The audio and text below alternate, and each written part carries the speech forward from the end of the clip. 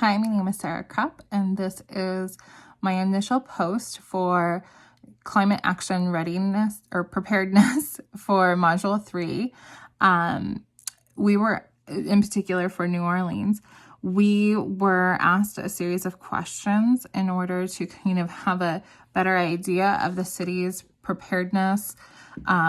Thankfully, with New Orleans, because they are so incredibly vulnerable, they have been taking multiple steps to increase their resiliency.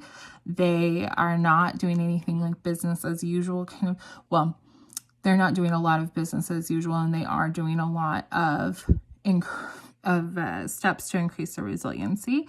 The city is very vulnerable due to climate change, or in regards to climate change, due to the fact that its physical location puts it in the path of almost every major hurricane to hit the U.S.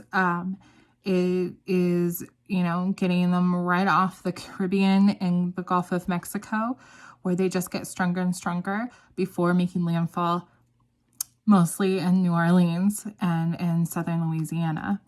Currently, there's about 1.9 million people in Louisiana that are without power.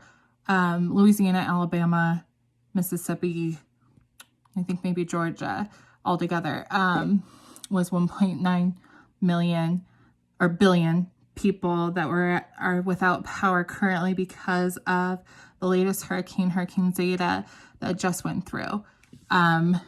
Thankfully, like I had said, they are making steps and they do have steps in place, and their kind of newer elected mayor, LaToya Cantrell, is continuing on with past mayor's agreements. On the C40 website, they did say that they were a 2015 city finalist, and that they do have a link on the C40 website for their action plan that is on the Global Covenant of Mayors for Climate and Energy website.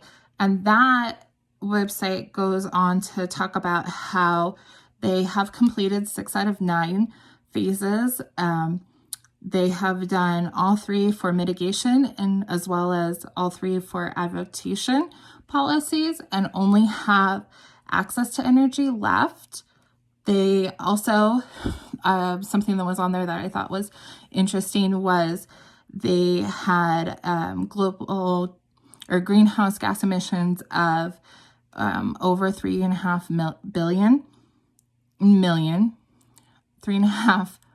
million with an M. And then that they were split almost 50-50 between buildings and transportation that were responsible for the emissions. All of those things were pretty interesting. So I'm curious to see what everybody else has to say, and hope you all have a good night.